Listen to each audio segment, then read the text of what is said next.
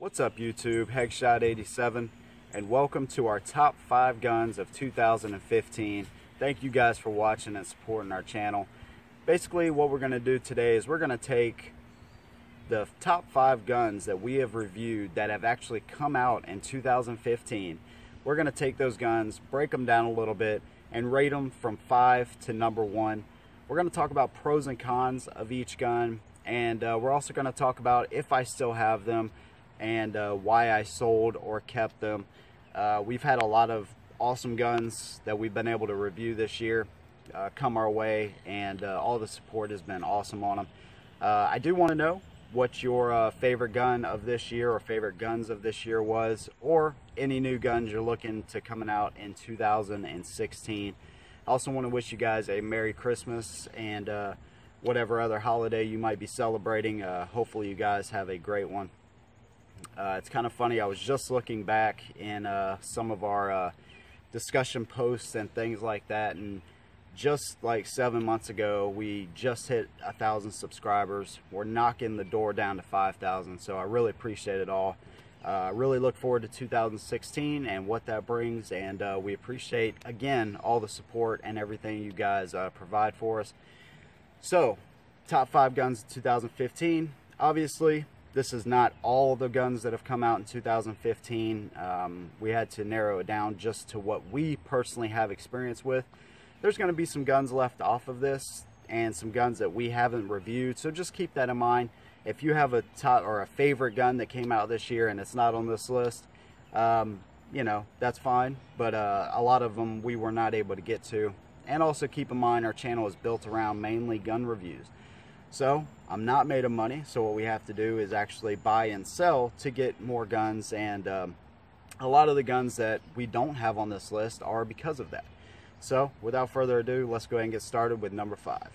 Alright, so coming in at number 5 is the Glock 43. This might surprise some of you. The Glock 43 was a huge hit for us. We were able to get it fairly early when it came out in April. And I personally like the gun. It's easy to carry. It's got a great feel in the hand. Of course you do have that Glock reliability, and from what I've seen through multiple videos, the things are reliable just like you would expect. They seem to feed all kinds of ammo. The prices come down on them. When they first came out, people were selling them for $600. Now they've settled out, you know, like you would expect, and they're around 450 bucks, which I think is a pretty decent deal for that gun. The aftermarket support, just mere weeks after the gun came out, there was magazine extensions for the gun, sights for the gun, so there's a lot of aftermarket support there. It's got a great feel in the hand. It's got a great balance to it, and that's one thing I really like about it. That little hump on the back that most Glocks have kind of, you know, can make it uncomfortable for some people, but with that small of a frame of a gun, that little hump really helps to fill the hand up, and it's just got a great feel. Makes you really feel like you have good control of it. Cons of the gun: the sights are terrible. They need to be replaced pretty much automatically. Also, it may be a little snappy for some people. It is a lighter single stack 9mm. I think we had pretty good success with it. Didn't seem too bad, but for some people it may be a little snappy. And the trigger is not really a Glock trigger. I mean, it is a Glock trigger, but they have it at 5.5 pounds. I would almost guarantee that it's heavier than that. It doesn't feel like a 26 or 19 or whatever. The 42 and the 43 definitely have a heavier trigger. But overall, great gun. We actually sold it for the channel. Now, we got it pretty early in April. We sold it, I think, June, because it was still a hot little gun, and we were able to get our money back out of it, which is pretty good. So we sold it for the channel in order to get another gun. You know, sometimes that's just the way it is. And I already had the Shield and the Ruger LC9S, so I didn't see the need to keep another little small gun. And with that one being so hot at the time, I was able to actually make pretty good on it.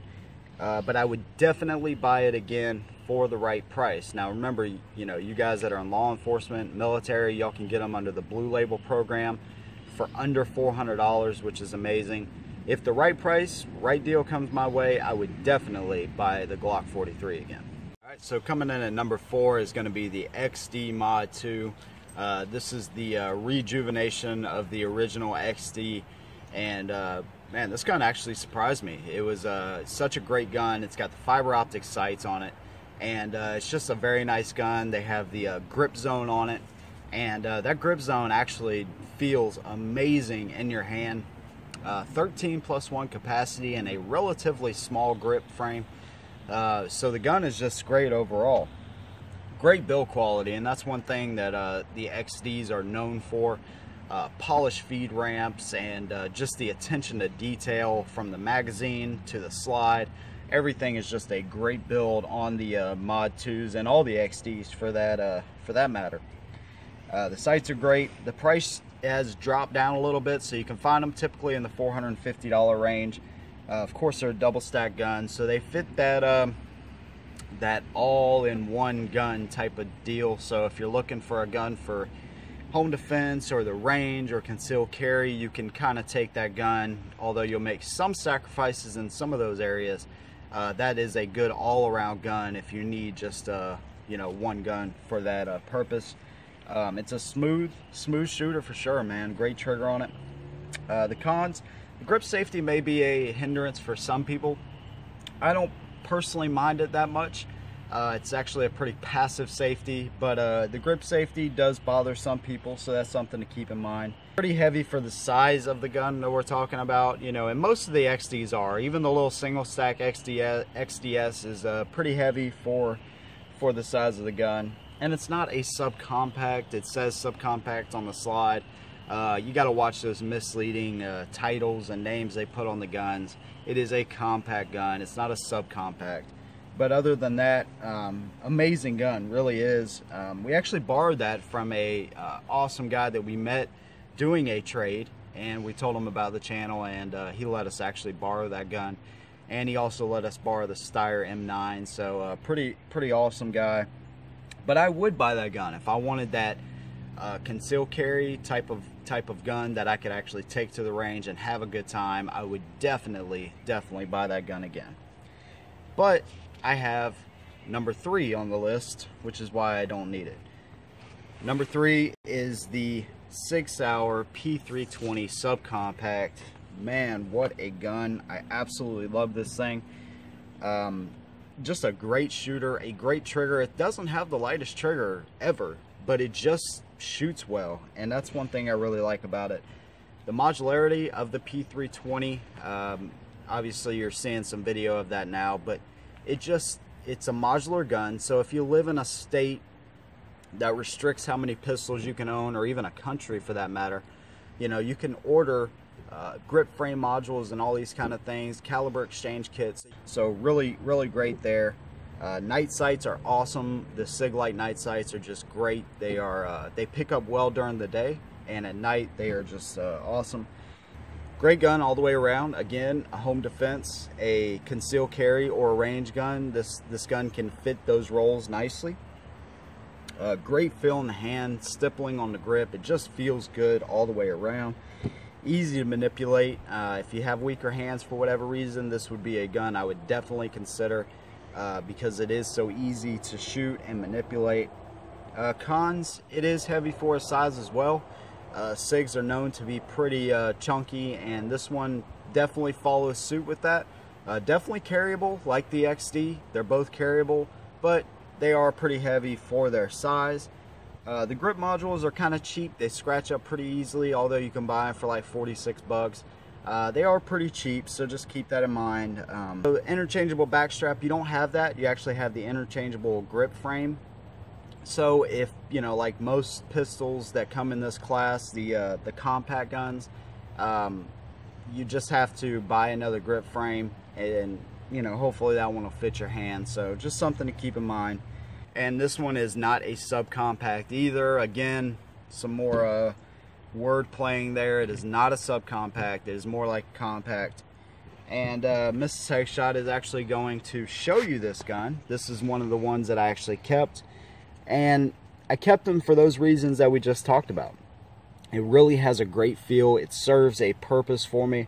and it's just one of those guns that I'm absolutely in love with. You know, I don't know why it is, but the capacity is there. I do carry this from time to time. Actually, I was carrying it for a couple months straight there until the Performance Center shield came out very recently. So I love this gun. I love everything about it, and I would definitely recommend it. These are going to be in the $500 range. I've noticed that the compact model of this, which is not a compact, but the compact model of this, those have been down in the $450 range, which is a great deal for the gun. I just love the SIG P320s. I am a definite fan of this gun for sure. Number two, let's talk about number two, and number two is the Walther PPQ 45, man. Best shooting gun on this list. Maybe unfair to compare it to some of the others because this is a full-size gun, but it has the best trigger of any polymer frame striker fire gun out there, in my opinion. The trigger is just amazing. Obviously the PPQ in 9mm has been one of those guns that we actually reviewed earlier this year, but it did not come out this year, and it's just a great platform altogether. For the 45 caliber in general, this is an easy round to or this is an easy gun to get in if you want to start shooting 45. Maybe you're not used to it. It's an easy gun to pick up and start shooting well right off the bat, which is what I really like about it. Feels great in the hand. The stippling on the grip is just amazing. If every gun had that, the little squiggly lines that are cross-directional, man, I wouldn't have any complaints whatsoever. Like I said, the trigger is the best in my opinion. Easy to manipulate, easy to shoot. Great overall gun for home defense, in the range, outside the waistband carry, that kind of deal, if that's what you like to do. Just an amazing gun. The cons, it is kind of more expensive. It's definitely the most expensive gun on this list. It's going to be over $600, especially, you know, right now. It just came out a few months ago. And the accessories seem to be lacking for Walther in general. PPS, PPQ, they're definitely not as prevalent as your Glocks and M&Ps, so just something to keep in mind. You can get night sights for them, which are available, so if you're not into actually customizing your gun a whole lot and you want to keep it the way it is, the Walther PPQ is going to be a great option. This is yet another gun Mrs. Headshot will show you here that we actually decided to keep, and this one is really for home defense and the range. You can see we recently shot it again. The stippling on the grip is just awesome, and I kept this because it is such a great shooter. It really is. It's such a great shooter. 12+1 capacity in a full-size gun, but not overly big. And compared to like your HK 45, your M&P 45, this actually has 2 more rounds in it. So just a great overall gun. Ambi controls. So if you're a left-handed shooter, you can reverse your magazine button. Just a great overall gun, PPQ 45. And finally, number one, top 5 guns of 2015. This may surprise some of you. The FNS 9 Compact, obviously from FN. What a freaking gun. This gun surprised the heck out of me. Now, we actually sold the Glock 43 to buy the FNS. What an amazing gun. All the way around, it's basically like an M&P 9 Compact, except everything's better. The trigger's better, the sights are better, the grip is better, the magazines are better. Everything about it is just quality and better, in my opinion. The price on them has come down quite a bit. Now, entry level, I got that gun pretty much when it, first came out. I think it had been out for a couple months, maybe. But I picked it up for around 460, 480 bucks. I seen one at a gun show here recently for $400 out the door, and I was ready to jump on it. It's just an amazing gun. It really is. Full ambi control, so if you're a left-handed shooter, you don't have to worry about switching anything. Everything is right there for you. Fully ambidextrous. Nice sights. It has that huge dot up there in the front of the gun, and it just really makes picking up your shots really quick and easy.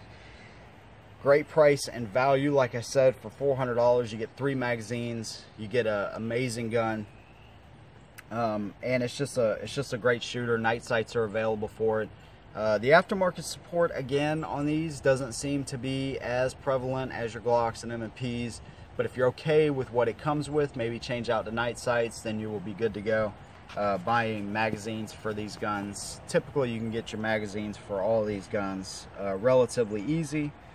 Cons on the gun: the grip may be a little rough, so if you don't mind that, if you're going to be carrying inside the waistband, you might want to keep that in mind. Maybe throw some rubber Talon grips on it to kind of ease that inside the waistband carry, because that grip frame is, or the grip texture on it is designed to hold it in your hand while you're shooting and sweating, so it definitely serves more of a great purpose than it is a hindrance, if you know what I'm trying to say here. But if you're carrying inside the waistband, it may bother some people, but I think it is a absolutely fantastic firearm.